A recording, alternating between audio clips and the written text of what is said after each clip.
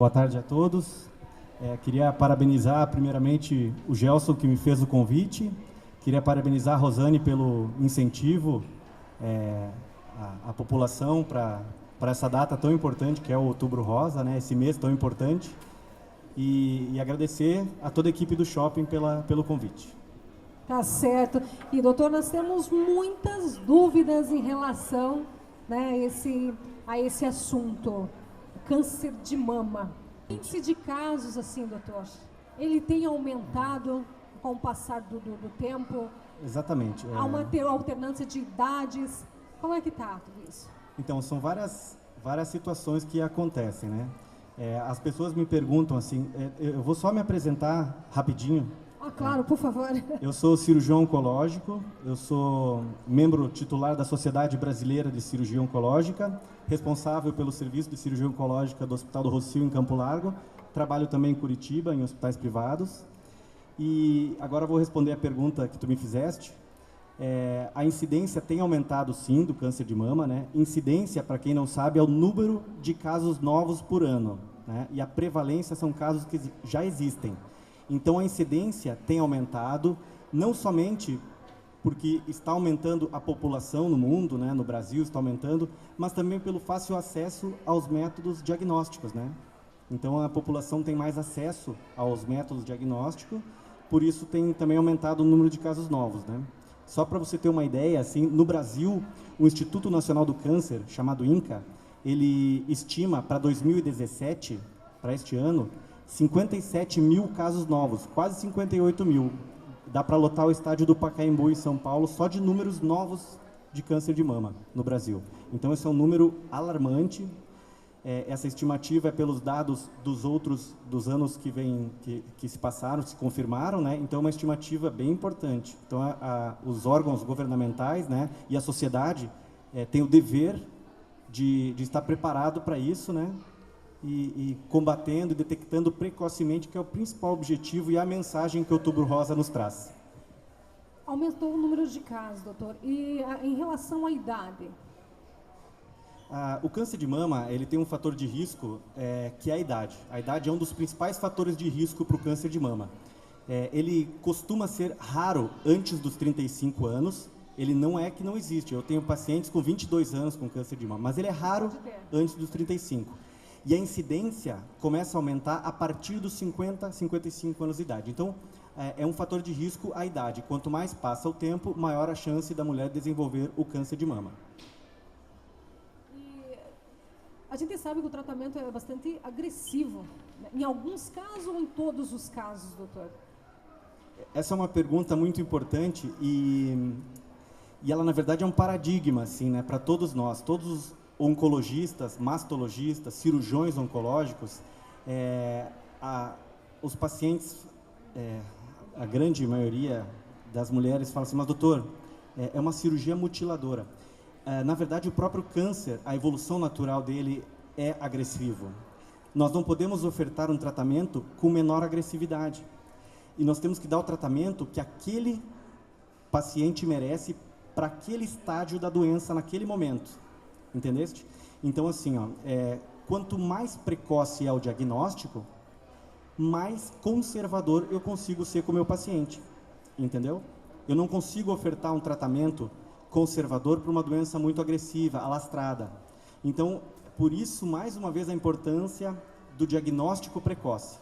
Isso ajuda a diminuir a agressividade, como tu disseste, do tratamento, né? E ajuda a promover uma melhor chance de cura e uma melhor sobrevida e qualidade de vida para esses pacientes. Sim, porque é muito simples fazer o autoexame, né? O que acontece com esse índice tão grande de mulheres que quando percebe-se ou vai se notar, já está num estágio tão avançado? Se tem uma mensagem que eu quero deixar hoje para quem está ouvindo aqui, para aqueles que vão ouvir na TV depois, conheça o seu corpo, a importância de conhecer o corpo. As pessoas me perguntam assim, tá, doutor, quanto tempo eu tenho que fazer o autoexame? Todo dia, semanalmente, mensalmente?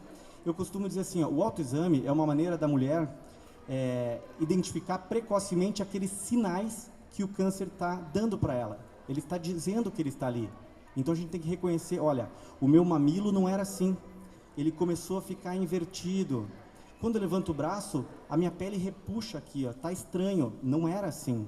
Tá saindo uma secreçãozinha no meu mamilo, começou a ficar vermelho, tá assimétrico, são sinais e sintomas que o câncer demonstra. Então, por isso a importância da mulher se conhecer, conhecer o seu corpo e fazer o autoexame. Lembrando que ele jamais, ele não substitui os exames de imagem diagnósticos preconizados pelo Ministério da Saúde, que devem ser realizados conforme a faixa etária e os fatores de risco, né? Mas ele é muito importante, capaz de diagnosticar precocemente o câncer de mama. Sim, são inúmeros casos, né, das mulheres que são mastectomizadas, né? Isso traz assim uma questão de vaidade, né, doutor? É muito difícil lidar com esse pós também, né? As mulheres são mais guerreiras do que a gente imagina. Tu sabe disso, vocês sabem que as mulheres são fantásticas. Assim, eu sou apaixonado pela força que elas têm. A gente, quando se depara com uma situação dessas, dá o diagnóstico para o paciente, a gente fica muito receoso, fica assim, olha, vai cheio de dedos. E elas demonstram uma força de vontade, surpreendem. E essas mulheres que têm essa força, elas geralmente têm um tratamento super tranquilo, independente da agressividade da cirurgia, da quimioterapia, da radioterapia, elas têm um tratamento melhor porque elas estão preparadas, são mais fortes. Se fosse no homem, a gente estava lascado. Parabéns para nós, mulheres. Homem é bem pior que mulher. Sim, sim. E aqui presente, será que nós temos algum caso, alguém que já passou por alguma coisa assim, né? Porque são tantos casos decorrentes, né? De repente nós temos alguém... Meu nome é Silvane Boschini Dias. Vem aqui, Silvane. Então, eu descobri em 2014 que eu estava com câncer de mama e foi, assim, até uma surpresa, porque geralmente falam para fazer os exames depois dos 40 anos, né? E na época eu tinha 37 anos de idade. 37. Daí eu estava, na verdade, eu também era obesa na época e estava procurando algum problema para justificar uma cirurgia bariátrica que eu queria fazer. Estava procurando uma doença para associar, né, para o plano liberar a minha cirurgia. E daí eu fui na ginecologista e ela, já que eu estava fazendo uma bateria de exames, ela pediu uma mamografia. E, com surpresa, eu recebi o diagnóstico de câncer de mama. Achei o problema, só que, na verdade, daí eu tive que adiar, porque esse não era um problema para me ajudar a fazer cirurgia bariátrica, né? Então, eu interrompi o tratamento da obesidade e fui tratar da mama. E, na época, a minha médica me deu algumas opções, né? Eu teria que iniciar o tratamento pela cirurgia, só que daí seria uma mastectomia total, devido ao tamanho do tumor na época, ou ela me deu uma opção de eu começar o tratamento pela quimioterapia para reduzir o tumor e daí depois teria uma cirurgia menos agressiva. E daí eu optei por essa segunda opção, mas claro que a gente acaba ficando com certo receio, né, porque você sabe que o tumor está ali, né? Mas eu encarei assim o tratamento numa boa. Assim que eu me lembre, eu chorei uma vez, que foi quando eu fui dar a notícia para o meu esposo, que era casada na época. Foi um momento que eu chorei. E depois, assim, graças a Deus, tive muita força.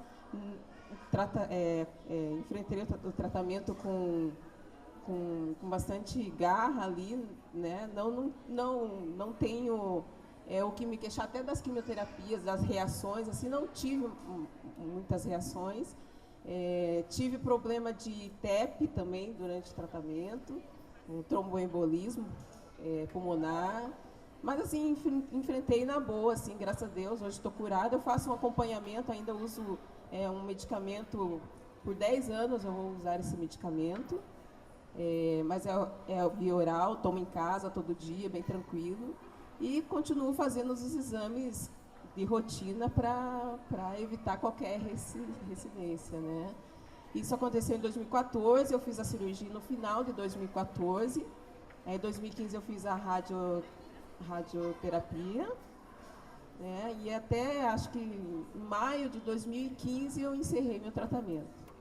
E daí sempre Eu gosto muito de escrever também, eu criei uma página no Facebook, Sem Medo do Câncer, então se alguém tiver curiosidade, lá tem algumas fotos, alguns relatos da minha história, e é isso. Silvana, e que mensagem tu dá para as pessoas que estão aqui te assistindo, te ouvindo? Que mensagem tu dá para aqueles pacientes que possam ter algum parente com uma situação parecida, ou mesmo a própria pessoa possa estar com uma situação semelhante? Que mensagem tu dá para essas pessoas? Eu acho que o apoio da família, assim, é fundamental, assim, sabe, para quem está nessa fase. Eu tive um apoio, assim, tremendo, eu digo até das minhas filhas. Eu tenho duas filhas, na época elas tinham 9 e 10 anos, elas rasparam o cabelo para ficarem carecas junto comigo, para me darem uma força. Eu não sabia, elas fizeram uma surpresa. Quando eu vi, eu falei, meu Deus, foi o segundo momento que eu chorei durante o tratamento. Então, assim, o apoio da família é fundamental nessa época, né? nessa fase da vida, né? E a mensagem é que, assim, eu acho que, por mais que você esteja passando por esse tratamento, por essa doença, você tem que manter a fé, a confiança em Deus, seguir o tratamento, não abandonar, porque tem gente que prefere ir para o lado natural, né, naturalista. Eu acredito que realmente funciona, mas não se deve abandonar a parte da medicina, né, que a medicina sempre trabalhou para isso, estuda muito isso. Então a gente não deve abandonar, deve fazer paralelo ali esses tratamentos, né, e que dá uma segurança para nós também. Depois que eu tive, que eu anunciei para a família e tal, uma tia minha disse que estava sentindo, mas estava com medo de ir no médico. E quando eu dei a notícia, daí ela foi e constatou que ela também estava com câncer de mama. Então, na família, eu abri as portas da família. Na família, na verdade, eu fui o primeiro caso. Depois apareceu a minha tia. E depois eu tive uma prima que apareceu com linfoma, mas acho que parece que não é muito relacionado, né? Então, palmas para nossa amiga aqui, corajosa. O espaço é para você. Olha só, que bacana. Vamos lá. Vamos com o seu nome? Meu nome é Margarete. Eu gostaria, por favor, se ele pudesse falar alguma coisa para a gente sobre o câncer de mama masculino. Legal, doutor. Olha aí, uma dúvida minha também. Existe câncer de mama no homem? Sim, existe. Eu acho que sim, né? Olha aí, doutor. Interrogação, né? Não, existe sim. Exatamente. Só que é uma coisa muito rara e não é muito divulgado, né? Exatamente. Mas Vocês têm razão. acontece. Muito boa a tua pergunta. Como é teu nome mesmo? Margarete. A Margarete perguntou sobre o câncer de mama no homem, né? Um fator de risco para ter câncer de mama é ter mama, né? Então, assim, nós homens temos tecido mamário, né, com auréola, com mamilo também, né? Então, só que a incidência do câncer de mama no homem é menos de 1%. Então, ele é mais raro. A cada 100 mulheres... Menos de 1%? Aproximadamente 1%, mas abaixo de 1%. Não passa disso. No mundo inteiro. É a mesma proporção no mundo inteiro. Então, assim, é um câncer que o tratamento ele é o mesmo da mulher. A base do tratamento ainda é a cirurgia. A classificação é a mesma, mesmo vale para quimioterapia, as mesmas medicações para radioterapia, né? Mas ele é mais raro, pouco divulgado e até mesmo os homens não sabem que pode ter. As pessoas não têm essa noção, mas existe câncer de mama no homem, né? Então é uma pergunta que algumas pessoas até hoje não têm essa noção. Os homens são mais difíceis de procurar o médico, nota algum carocinho, alguma coisa, ele não procura ajuda. Ele faz outro tipo se esconde, foge, mas não vai no médico. Então, Acha importante que vai sumir sozinho. a conscientização que existe no homem também e que ele deve ter os mesmos cuidados que a mulher na prevenção do câncer de mama. Legal, raro, mas pode ter, né? A Miriam também quer fazer uma pergunta? Isso? Boa tarde, doutor. Eu gostaria que o senhor relacionasse a questão do câncer de mama com obesidade, estresse e reposição hormonal. Miriam, excelente a tua pergunta. Como a gente está falando aqui de mês da prevenção do câncer de mama, nós temos que saber primeiramente assim, o que é prevenção, né? No dicionário, prevenção é o ato ou o efeito de prevenir algo que poderá ocorrer. Então, nós temos 2 tipos de prevenção. A prevenção primária, que ela atua nos fatores de risco, e a prevenção secundária, que ela visa identificar algo que já ocorreu, identificar e tomar alguma atitude para sanar algo que já ocorreu, para remediar, para tentar recuperar algo que já ocorreu. É a prevenção secundária. No câncer de mama, a prevenção primária atua no fator de risco. Então, quem são os fatores de risco? Nós temos os fatores de risco mutáveis, aqueles que são ao meio ambiente, exposições, e aqueles fatores imutáveis, que eu não posso mexer. Um deles é a mulher. A gente sabe que tem mais casos de câncer do que homem, né? A mulher não posso mexer nisso. A idade, quanto maior a idade, maior o risco, né? E a tua pergunta agora, obesidade, reposição hormonal e estresse, alimentação. Então, são isso, fatores né? de risco mutáveis. Eu posso modificar o meu hábito de vida. A Silvana relatou aqui que ela era obesa, acima do peso, era obesa, né? Ela mesmo relatou pra gente aqui, é um fator de risco. A obesidade está associado a uma produção maior de estrógeno na periferia. A gordura periférica produz mais estrógeno. E o estrógeno, ele está intimamente relacionado ao desenvolvimento e ao aparecimento do câncer de mama. Então, a obesidade, sim, é um fator de risco e eu posso mudar isso. Eu posso ter um hábito de vida melhor, controlar o peso, a alimentação e diminuir o meu risco de desenvolver o câncer de mama. O abuso de álcool também, o uso de álcool excessivo é um fator de risco e eu consigo mudar isso. É uma coisa que eu posso mudar.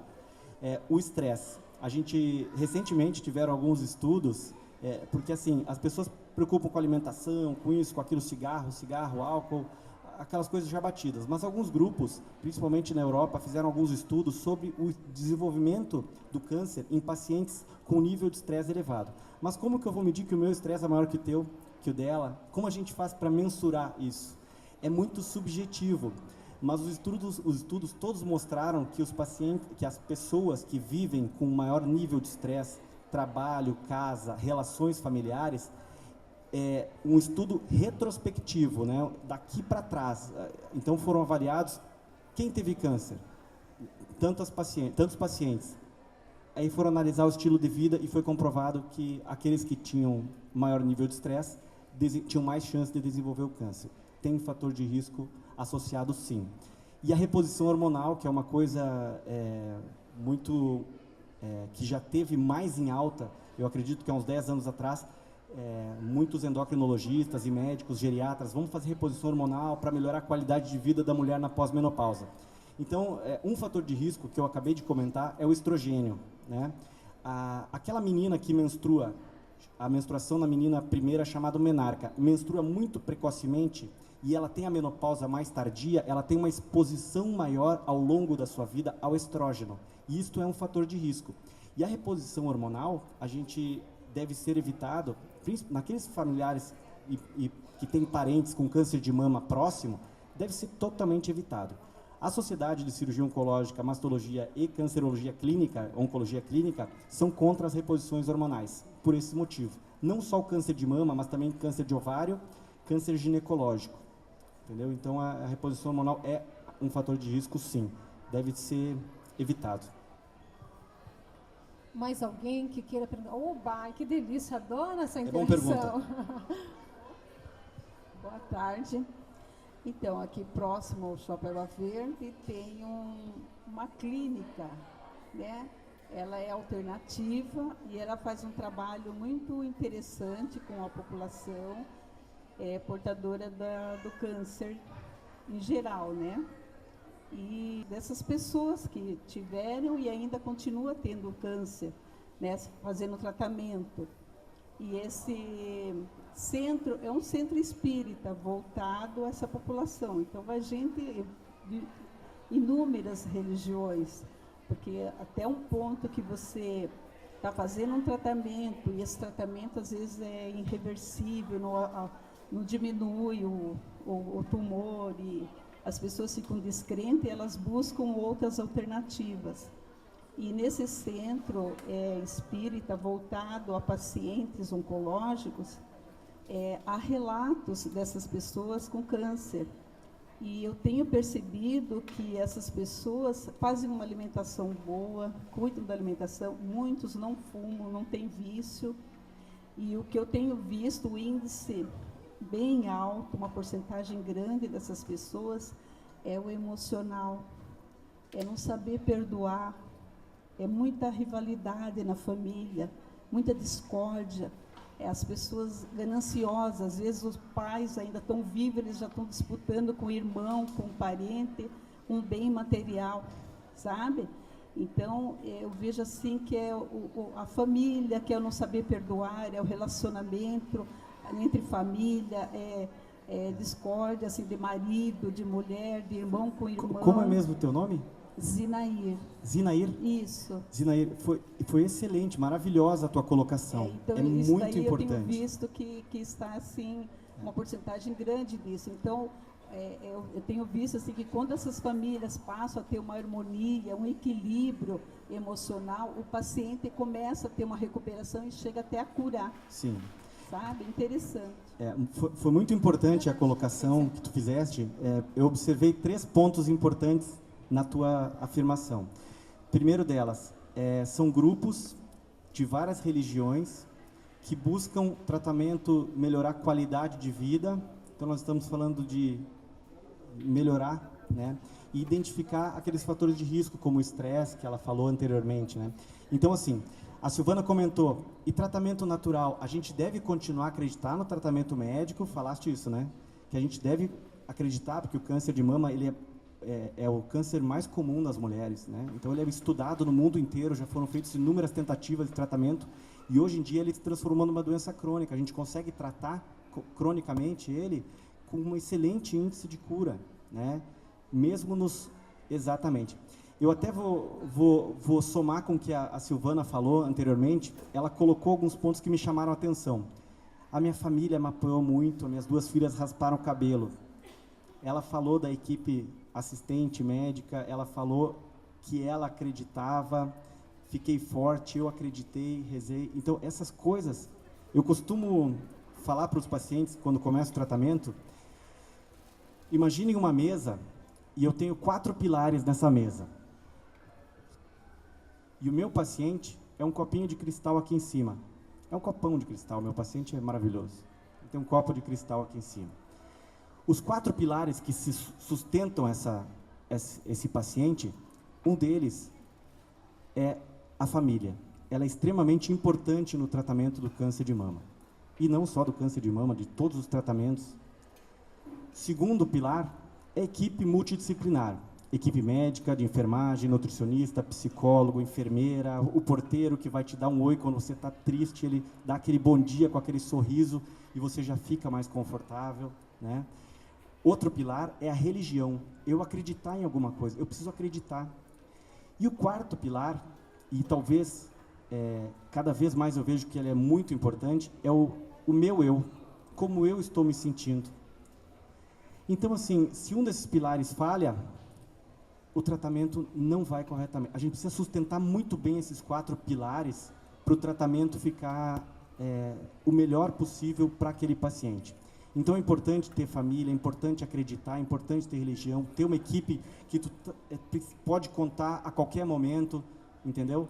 Então isso que os tratamentos alternativos, às vezes o paciente acredita que se ele passar essa rosa no cabelo todo dia, aquilo vai me fortalecer, ele está fortalecendo o seu eu. E a gente não pode falar, não existe estudo científico. Gente, a gente não pode ficar passando rosa no cabelo ou outro tratamento alternativo e abandonar o tratamento já estudado, já conhecido. As coisas têm que ser sinérgicas, andarem em conjunto para beneficiar o paciente. Um complementa o outro, né, doutor?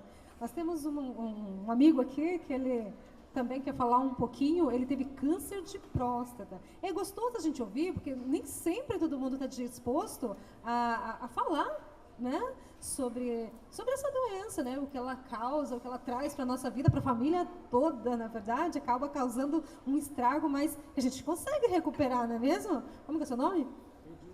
O Edilson Menezes, tudo bem? Para ele trocar uma ideia? Opa! Por favor, Edilson.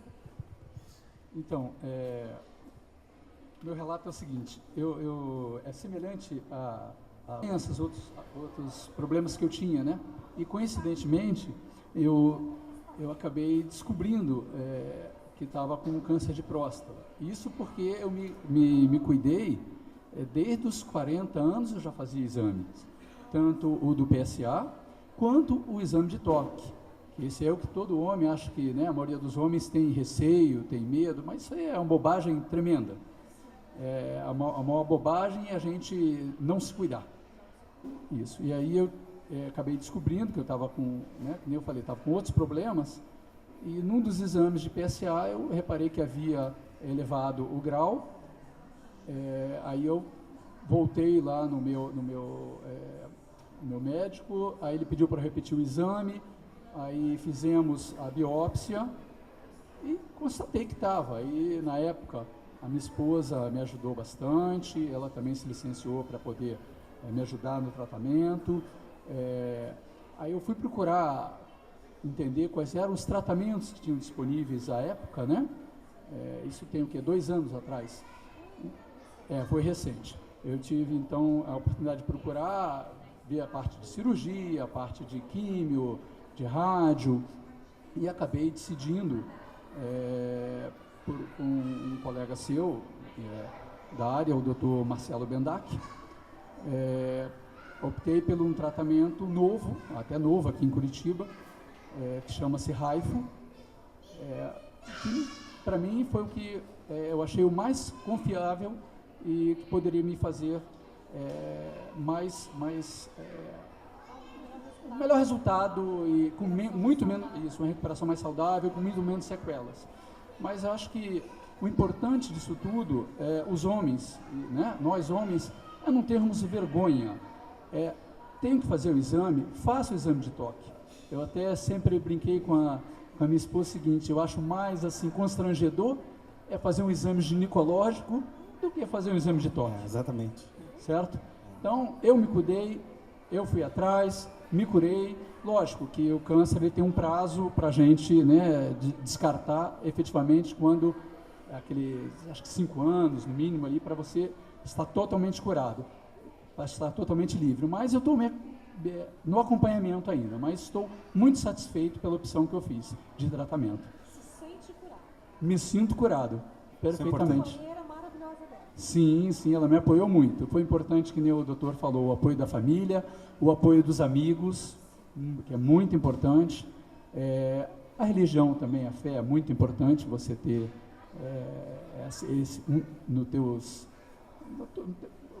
tua base, né, teus pilares ali. Então isso é muito importante. Se acreditar em Deus e ter fé que vai dar tudo certo, e como deu. Deixar o preconceito de lado e cuidar da saúde, isso mesmo. Tá bom, gente? A gente está falando aqui sobre o Outubro Rosa, e se vocês forem observar, o calendário está bem colorido. O mês que vem é o Novembro Azul, dezembro temos o Dezembro Laranja. A minha esposa, que está ali, é dermatologista, então a gente tem que cuidar em dezembro câncer de pele. Então o nosso calendário está bem colorido, demonstrando que a população e todo mundo está bem preocupado com a prevenção, né? Então a importância do que o Edson falou sobre você buscar entender melhor sobre a sua patologia, né, a sua doença, para ver a melhor alternativa do tratamento para este paciente em específico, para essa doença nesse estágio, né? O Raifu é uma tecnologia super moderna, super nova, tem poucos aparelhos no Brasil hoje em dia, né? Então, eu nunca ouvi falar. É uma tecnologia baseada no ultrassom, que ele tem pouquíssimo, quase nenhum efeito colateral na função tanto de ereção quanto de micção. É um tratamento super moderno. Mas ele buscou alternativas para saber qual o melhor tratamento, e foi buscar o melhor para ele. Porque às vezes a gente vai se você tem uma faca para lutar contra a doença, você tem aquela faca. Hoje em dia a gente tem diversas armas, às vezes uma flecha é melhor, entendeu? O comparativo que eu estou fazendo. Então você tem que ter outras alternativas, né? E a medicina hoje avançou muito, conseguimos dar um tratamento melhor com o mínimo efeito colateral. Esse é o objetivo, você promover a cura com melhor qualidade de vida para o paciente. É isso que a medicina avançou bastante nesse aspecto. E que bom, né, doutor? Porque a doença está aí, ela existe, a gente sabe disso, né? Mas os meios cada dia mais estão se aprimorando, graças a Deus, a medicina e avançando, né? Essa sabedoria, né, que vem, nós temos que aprimorar, para o nosso bem. Nós temos que aprimorar o paciente, é a população, que é Sim. isso que a gente faz aqui. É assim, ó, ainda tem receio do toque, ainda tem receio de mostrar a mama, do autoexame, né? o preconceito Isso. que a gente cria, né? Na verdade, assim, ó, o câncer de próstata, quando ele vai aparecer, ele vai aparecer. Você pode fazer o toque numa fase inicial, ou vai fazer o toque igual, mas a doença mais avançada. Entendeu? Vai então, ter que fazer de um jeito ou outro. Né? É muito importante, né? a gente mudar o nosso conhecimento sobre a doença. Ele virou agora um mensageiro do câncer de próstata. Eu tenho certeza é isso aí, que amigo. na conversa com os amigos ele já falou para todo mundo lá a experiência dele, né? Já Como ele levou falou para a todos gente. os amigos, né? Na mesa do bar, e para os parentes em casa. Isso é muito importante, parabéns. E no câncer de mama também. Hoje mesmo eu atendi uma paciente bem cedinho, tive meus compromissos de manhã, atendi uma paciente de 88 anos. E ela está com câncer de mama, ainda não foi feita a biópsia nela, mas ela internou porque o neto dela notou a camisola manchada de sangue. E aí o neto trouxe ela para o hospital para fazer uma consulta, saber o que estava acontecendo, que estava manchado de sangue. Ela colocava panos e toalhinhas do sutiã para não mostrar uma lesão que estava já ulcerada para a pele. Isso acontece com uma frequência, a gente, como médico, assim, a gente não entende como acontece isso, mas as pessoas têm um preconceito, uma vergonha de mostrar o corpo, aquele receio, né? Então isso ainda acontece, é isso que a gente tem que evitar, porque o tratamento para essa paciente, ele vai ser realizado, só que vai ser um tratamento mais agressivo, porque a doença está mais avançada. Essa paciente vai passar por um tratamento maior.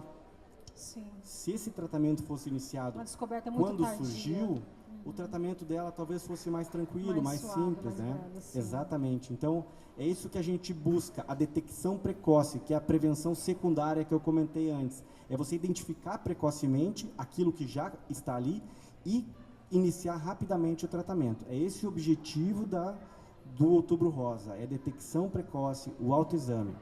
É a prevenção mesmo, é se amar, é se tocar, é se cuidar, é se sentir importante. Muito bom mesmo conversar, né, com você. A gente pode trocar ideias aí nos próximos eventos que terão. Nosso tempo também se resume, é curto, nós temos mais palestrantes. E assim, deixa aí a sua mensagem, então, para finalizar, né? O senhor sabe muito bem tudo que essa doença causa na pessoa e na família, né? O senhor está em contato direto com tudo isso, né? Então deixa aí toda a última mensagem. Eu já agradeço de coração por ter aceitado o nosso convite, né? Assim que foi solicitado, ele já aceitou. A gente agradece com todo o carinho e esteja sempre bem-vindo aqui nesse espaço. Obrigado a todo mundo. Então, se eu tenho uma mensagem que eu quero deixar para todo mundo, é a prevenção, né? A prevenção primária, secundária, melhorar os hábitos de vida, não só para o câncer de mama, quanto para a doença cardiovascular, cerebrovascular, para todas as doenças, melhorar a qualidade de vida, né? A gente se alimentar. Eu vou só me estender mais um minutinho. A gente está fazendo um programa muito interessante com escolas, porque a gente está plantando uma sementinha já nas crianças, né? A Escola Santo Anjo de Curitiba virou uma parceira do nosso serviço e eles estão fazendo palestras frequentes do nosso hospital, conhecendo o hospital, conhecendo o ambiente de oncologia. Estão fazendo uma campanha maravilhosa, eles estão fazendo kits, doando lenço para os pacientes, almofadinha, bolinha, bombom, fazem uns kitzinhos assim, junto com a pastoral e junto com a capelania do hospital, para dar para os pacientes. E eles estão adorando sentirem-se úteis, ajudando o próximo. Então isso está bem legal e me chamou muito a atenção do entendimento das crianças de 11, 12, 13, 14 anos que estão acompanhando o hospital, né? Então eles já estão levando essa mensagem que talvez outras gerações aqui não tiveram, né? Sim, com certeza. Talvez para eles seja muito mais fácil fazer o autoexame, fazer o exame de toque, fazer exame de sangue, né? Isso me chamou muito a atenção, né? E outra coisa que me chamou muito a atenção, que há uns 7, 8 anos atrás, quando eu acabei a residência de cirurgia oncológica, nas palestras de Outubro Rosa, que eu dava para as escolas, as crianças não existia prevenção. E essa turma, especificamente do Colégio Santo Anjo, todas as meninas já fizeram a vacinação contra o HPV, que é o principal legal. fator de risco para o câncer de colo uterino. Crianças com 11 e 12 anos já estão vacinadas, já estão a sementinha foi plantada. Então, a mensagem que eu vou deixar aqui é não ter vergonha, fazer o autoexame de mama, fazer os exames de rotina, né, preconizados pelo Ministério da Saúde, mamografia a partir dos 40 anos, preconizado pelo Ministério. É isso aí, gente. Todos Obrigado nós a todo somos mundo. sujeitos e o jeito é se cuidar, então. Isso aí. Muito Obrigado obrigada, a todos. doutor. Palmas para ele.